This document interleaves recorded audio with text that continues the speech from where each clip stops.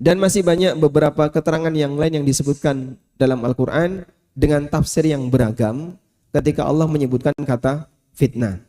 Intinya, jika Bapak Ibu nanti tadarus waktu Ramadan, lalu Anda menjumpai kata fitnah, tolong lihat terjemahan. Anda nanti akan bisa mendapatkan kesimpulan, oh ternyata kata fitnah itu punya banyak makna. Yang jika kita kumpulkan semua makna itu, nanti bermuara pada satu kata, yaitu apa? Ujian. Sehingga kita ketika difitnah, maksudnya adalah kita diuji.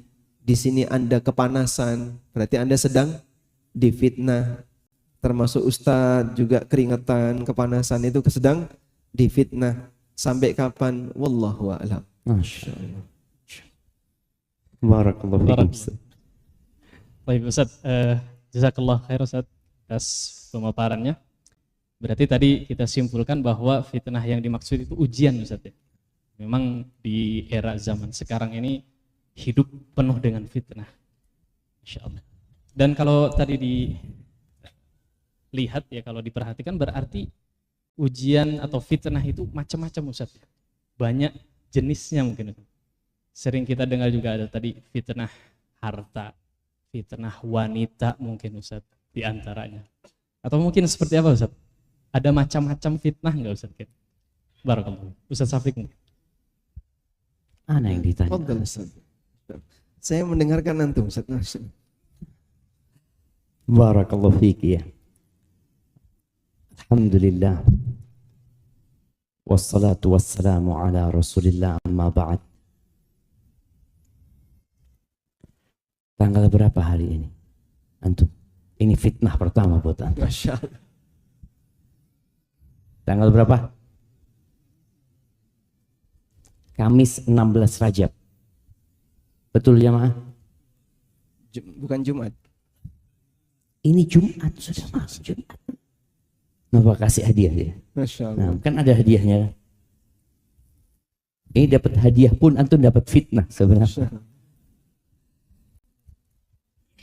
Baik, jamaah rahimakumullah.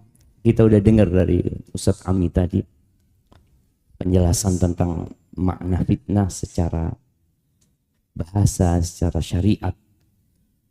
Yang itu jadi modal antum untuk menghadapi kehidupannya. Tapi kalau bicara macam-macam fitnah, kita dianjurkan setiap sholat itu berlindung dari 2 fitnah. Siapa yang mau jawab? Nah, fadhal. Kasih mic-nya sama dia. Nah.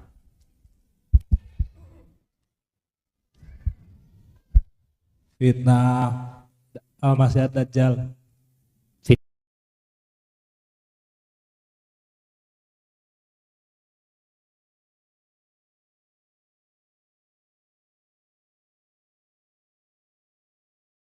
Allah kasih hadiah juga.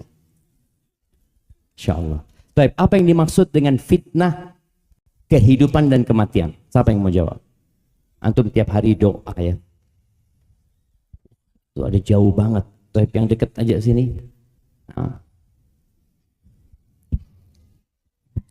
Menurut saya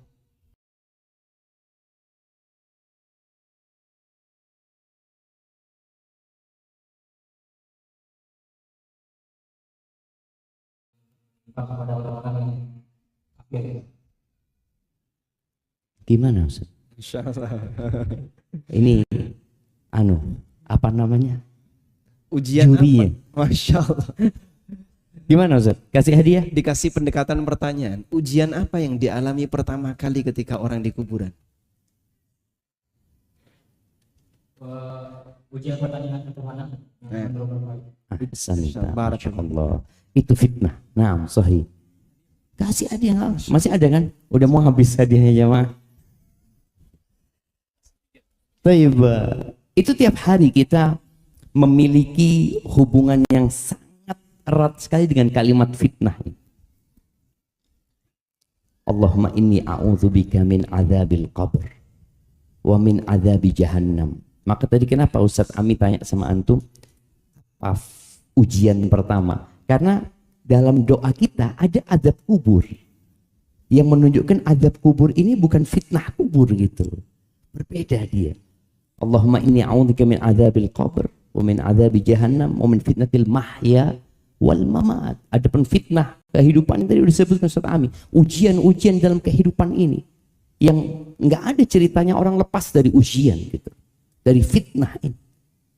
Adapun ujian dalam kubur nanti setelah mati, ini menunjukkan ternyata hidup dan mati tetap akan ada fitnah. Nggak selesai cerita, udah mati selesai.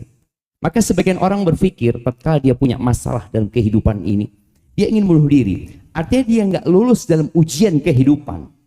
Kemudian dia bunuh diri, dia berpikir selesai sudah. Enggak. Engkau akan difitnah lagi di kuburmu. Gitu. Di fitnah kubur itu adalah pertanyaan. Man rabbuk ma dinuk man nabiyyuk. Tapi kalau bicara, kalau kita membaca Al-Quran, karena tadi Ustaz Ami menyampaikan ini sebagai modal ya, ketika antum memahami kalimat fitnah, antum akan lewat kalimat fitnah dalam Al-Quran dan banyak sekali. Contohnya di awal surat Al-Ankabut. Alif Lam Mim. Ahasiban nasu ayyutraku. Allah, apakah manusia mengira dengan mereka mengatakan kami beriman? Ya, sekarang semua hadir ke tempat ini menunjukkan keimanan. Datang ke rumah Allah Azza wa Jalla. Apakah dengan mereka menyatakan kami beriman, saya Islam, bapak saya Muslim, embah saya Muslim, baik, kemudian engkau nggak akan difitnah? Wahum la yuftanun. Udah pernyataan itu cukup? Enggak. Allah mengatakan walaqad fatanna. Ini kalimat fitnah. Dan kami telah menfitnah. Walaqad fatanna alladhina min qablihim fala ya'lamanna Allahu alladhina sadaqu wa la ya'lamanna al-kadhibin. Kalau kami telah memberikan fitnah kepada orang-orang sebelum mereka. Tujuannya apa? Ini bicara hikmah kemudian. Ya, agar nampak itu. Mana yang beriman dengan benar dan mana yang pura-pura beriman.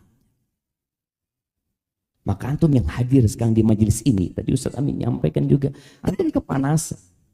Ada yang nggak tahan panas? Kemudian dia berdiri nanti. Antum perhatikan mana yang berdiri. Kemudian ada yang nggak tahan ketika kajian melawan kantuk. Antum lihat, aduh, ini kayaknya terfitnah. Tertidur, bangun, langsung mengatakan Alhamdulillah ladzi ahyana ba'da ma. Udah jam berapa ini? Kok belum selesai kajiannya? Nah, bicara fitnah itu akan terus ada, jemaah. Bahkan ya, anak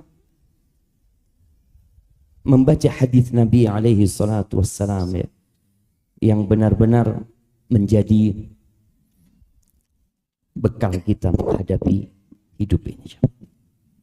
1446 tahun yang lalu, Nabi alaihi salatu wassalam mengatakan, lam yabqa minad dunya illa bala'un wa fitnah. Subhanallah. Itu 1446 tahun yang lalu Nabi mengatakan tidak tersisa dari dunia kecuali bala dan fitnah. Bala itu maknanya ujian juga sebenarnya. Makanya wa nabluukum bisyarri wal khairi fitnah. Wa nabluukum. Dan kami memberikan bala kepada kalian yang bentuknya itu kesenangan, kenyamanan, dan juga ketidaksenangan. Itu fitnah. Tadi seperti yang dijelaskan Ustaz Amin, untuk memisahkan. Seperti orang yang beli emas ya, kemudian dia ingin tahu emas ini berapa, atau ingin memisahkan antara emas dengan tembaga, itu difitnah, dipakai. sehingga terpisah. Oh, ini yang benar-benar beriman. Ini yang pura-pura beriman. Maka berapa banyak kawan-kawan kita yang hijrah, yang sebelum sampai kepada Allah ternyata dia sudah meninggalkan hijrah. Allah akan berikan ujiannya. Dan banyak sekali ya, macam-macam ujian itu, tapi para ulama mengklasifikasikan menjadi dua. Fitnah dalam agama dan fitnah dalam urusan dunia.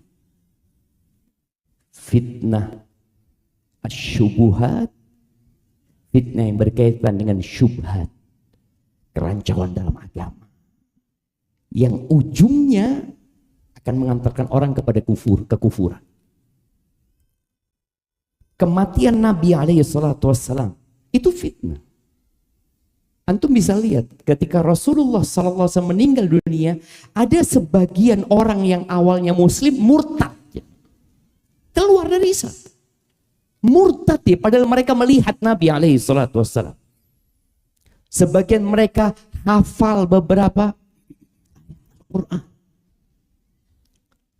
Di antaranya Ar-Rajjal ibn Unfuah ya, yang dikatakan dia sempat datang ke kota Madinah sebagai delegasi Bani Tamim ya.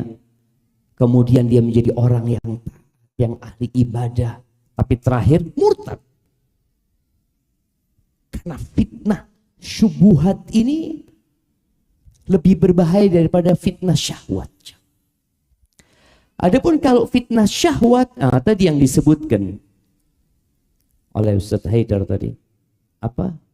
Harta wanita. Nah, Nabi alaihi salatu wasallam mengatakan, "Ma taraktu fitnatan asyadda 'ala rijali minan nisa." Aku tidak meninggalkan fitnah asyad atau adhar, fitnah yang lebih membahayakan buat kaum laki-laki. Apa fitnahnya kaum laki-laki? Wanita. Kasih mic dia. Iya, ana mau ngomong sama dia. Nah, hadiahnya kasih dulu, enggak apa? Nah, enggak kasih dulu dia. Supaya dia tenang gitu kan ketika menjawab pertanyaan ana. Nah, apa jawabannya? Wanita. Antum terfitnah dengan wanita. Seperti apa fitnah yang antum rasakan? Antum udah nikah? Umur berapa sekarang? 23. Belum waktunya. 23 ini. Udah waktunya belum? Sudah waktunya. Kenapa nggak nikah tuh?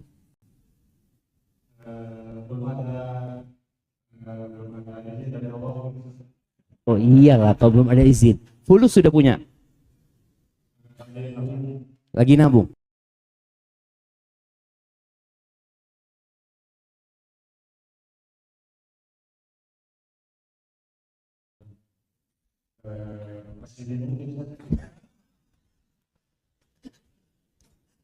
Enggak, soalnya ada yang mau dinikahin antum, ini sudah ada akhwatnya. Enggak, udah ada kan, Ustaz Haidar? Udah ada di Ma'had, siap. Ntar habis kajian antum jumpain beliau ya. Insyaallah ya, barakallahu fikum. Nah, waalaikumsalam. Baik jamaah, tuh fitnah wanita ini dahsyat sekali. Sampai ada seorang tabi'in, dia mengatakan, aku ini sudah berumur 80 tahun. Dan aku sudah nggak bisa ngelihat. Tapi tidak ada yang aku khawatirkan lebih daripada fitnah wanita. Dan dia mengatakan, bahwasanya barangnya dia udah nggak hidup, tapi dia tetap takut dengan fitnah. Sebagian kita, bukan sebagian kita melihat di Indonesia ini, wanita itu seakan-akan bukan lagi fitnah, dikumpulkan sama kaum laki-laki dari sejak balik mereka sudah kumpul SMP, SMA, sampai kuliah, sampai di tempat kerja pun berkumpul jadi satu dengan menebar pesona mereka. Lalu mereka, oh nggak masalah Ustaz. Gimana dikatakan nggak masalah? Nabi alaihi salatu wasallam mengatakan, ma taraktu fitnatan adarra ala rijal minan nisa. Nggak ada fitnah yang lebih dahsyat buat kaum laki-laki daripada kaum wanita. Dan tidak ada alasan seorang berzina. Allah sudah menyuruh menikah. Fankihu ma tawbalakum minan nisa. Berapa jemaah? Masna wa thulatha. Langsung semangat. Antum lihat, yang ngantuk langsung sahih Ustaz itu. Tapi ternyata fitnah umat Nabi Muhammad SAW itu apa? Harta ya. Nah, ini Ustaz Am yang seharusnya bahas itu. Kenapa banyak muamalat haram ini Ustaz? Gimana Ustaz? Urusannya ini Ustaz. Fitnah harta ini Ustaz. Salah satu di antara fitnah terbesar adalah harta. Itu fitnah untuk umat Muhammad sallallahu alaihi wasallam. Jadi semuanya terfitnah dengan harta ini Ustaz. Karena di sini nggak ada yang Bani Israel Ustaz. Nggak ada yang Bani Israel Ustaz ya.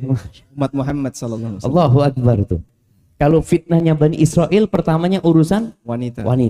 Ini setelah punya harta Ustaz, kira-kira kemana Ustaz? Coba tanya ke jamaah. Iya, godaannya itu nanti ke wanita lagi ya. Subhanallah. Mungkin itu ya kalau bicara macam-macam fitnah itu. Subhanallah, membaca beberapa tulisan yang mengajak umat Islam untuk mengatakan semua agama sama gitu ya. Itu fitnah. Yang akan mengantarkan kekufuran tanpa dia merasa. Karena dia anak muslim. Sampai dia mengatakan saya yang mengatakan usaha itu jangan ditanya. Beberapa anak-anak yang kuliah ya, yang tidak belajar agama ya terfitnah, sehingga dia muncul jadi orang liberal yang mengatakan nggak ada kebenaran absolut, katanya semua kebenaran itu adalah nisbi, relatif. Itu seperti kayak gitu. Mungkin itu Ustaz, ada tambahan dari Ustaz. Oh, anak moderator, sampai lupa sama moderator Ustaz. Terlalu jauh antum sama mana itu masalahnya. Baik Ustaz. Baik. Barakallahu fikum Ustaz. Jazakumullah khair. Ya, Kayaknya moderatornya terfitnah sama kita berdua dia. Ustaz. Iya, sampai nggak bisa ngomong antum. Oh, mic-nya yang bermasalah antum mic-nya. Ya ana suudzon sama antum afwan ya. Masya Allah, kayaknya suruh berhenti kalau sudah merah itu gitu. baik. Kalau dilihat dari apa yang telah disampaikan tadi Ustaz, Masya Allah ya, ternyata fitnah itu banyak sekali modelnya Ustaz ya. Dan kalau disimpulkan, apakah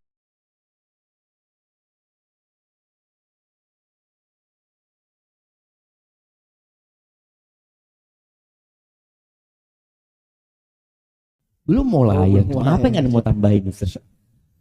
Mohon izin Ustaz ya. Baik, apakah mungkin kita bisa hidup tanpa ujian? Apa mungkin kita bisa hidup tanpa ujian? Jawabannya gak mungkin. Karena setiap orang yang hidup, bawaan hidup itu pasti dia dapat ujian. Pada waktu Nabi Adam alaihissalatu wassalam, Allah taruh di surga.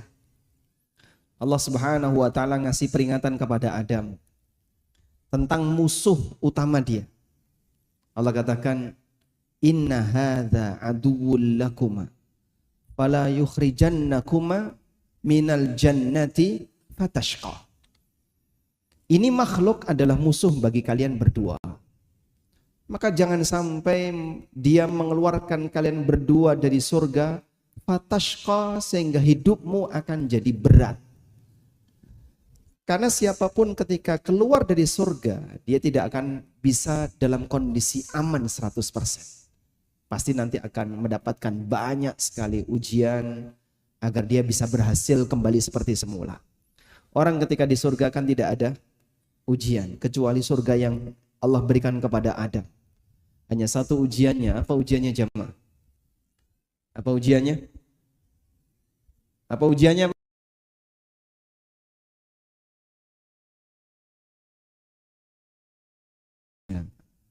Saya niru Ustaz Syafiq ini ya.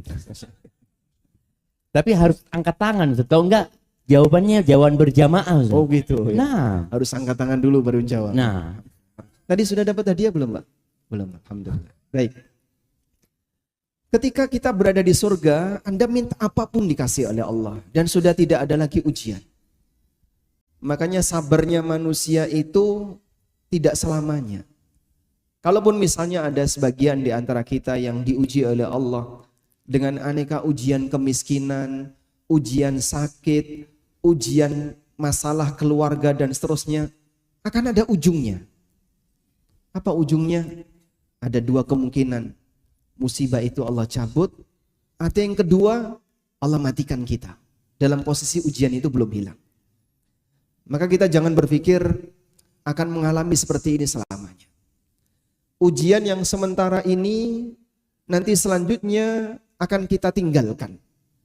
Terus kita masuk ke sebuah wilayah baru. Isinya hisab. Setelah hisab ada hasil antara bahagia abadi atau celaka dan sengsara abadi.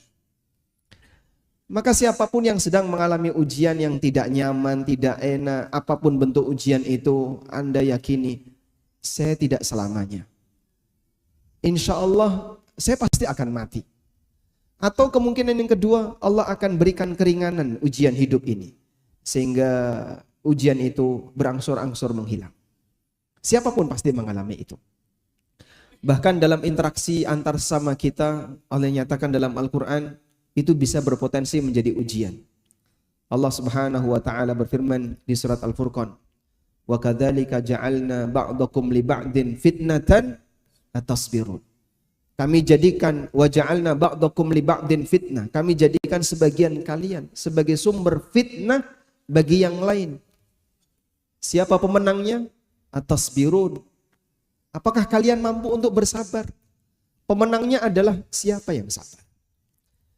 Jadi antara suami dengan istri, suami jadi ujian bagi istrinya, istri jadi ujian bagi suaminya, anak jadi ujian bagi orang tuanya, orang tua jadi ujian bagi anaknya, orang yang kaya jadi ujian bagi yang miskin jadi ujian bagi yang kaya, ustadz jadi ujian bagi jamaahnya ustadz. Dan jamaahnya juga ujian bagi ustaz. Jadi dalam setiap interaksi yang kita lakukan, di situ ada ujian. Artinya adalah siapa yang dia bisa bersabar dalam arti dia bisa bersikap paling tepat, itulah pemenangnya. Ini menunjukkan bahwasanya kita nggak mungkin bisa terhindar dari ujian, karena siapapun di sekitar kita berpotensi menjadi sumber ujian. Bisa nggak Pak kita hidup sendirian Pak? Tanpa tetangga, tanpa teman, tanpa ustadz, tanpa murid, tanpa guru, tanpa istri, tanpa suami. Bisa Pak? Nggak bisa. Kita manusia yang dikatakan dalam teori sosiologi sebagai makhluk sosial yang nggak mungkin bisa hidup sendirian. Makanya ada salah satu dokter yang pernah bilang, cara membunuh orang itu gampang. Ketika orang itu diboikot dalam waktu yang lama, itu bisa mati Ustaz. Walaupun dia bisa tinggal di tempat banyak orang. Sehingga boikot kan termasuk salah satu hukuman saja. Seperti yang dialami oleh sahabat siapa? Ka'ab bin Malik. Ketika beliau tidak ikut perang Tabuk. Sebab manusia tidak mungkin bisa hidup sendiri. Hidup bersama yang lain saja, tapi diboikot bareng-bareng, itu menyakitkan baginya. Sehingga Ka'ab merasa bumi ini sempit. Tempat ini sempit, walaupun dia punya rumah yang luas, dia punya kebun yang luas. Karena kalau orang disingkirin sama orang lain, dia tidak akan bisa bertahan hidup dengan nyaman. Maka setiap kita pasti diuji oleh Allah. Nah kemudian bentuk ujian itu tadi ada yang bentuknya kebaikan, ada yang bentuknya keburukan. Sebagaimana dalam ayat yang tadi sudah dikutip oleh Ustaz Syafiq, wa nabluukum bisyarri wal khairi fitnah. Kami berikan ujian kepada kalian berupa kebaikan maupun keburukan. Kebaikan dan keburukan di sini bicara masalah takdir. Sebab takdir buruk itu ada atau tidak jamaah? Nyebut takdir buruk itu boleh nggak Pak? Boleh nggak?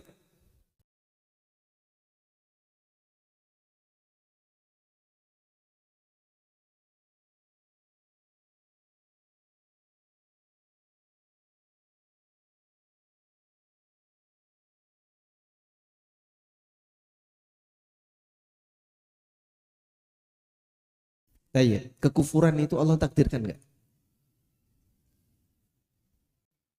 Allah takdirkan. Itu baik atau buruk?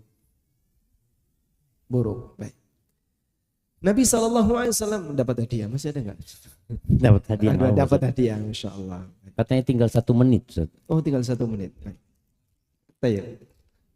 Baik. Saya simpulkan aja. Nabi SAW menyebut wa tu'mina bil qadari khairihi wa syarrihi. Kau beriman kepada takdir yang baik maupun yang buruk. Buruk dalam arti ada pada posisi hamba yang ditakdirkan. Meskipun seluruh perbuatan Allah itu baik, itu semuanya ujian bagi kita. Maka orang tidak bisa keluar dari takdir, sehingga semua orang pasti diuji oleh Allah dalam hidupnya. Wallahu a'lam.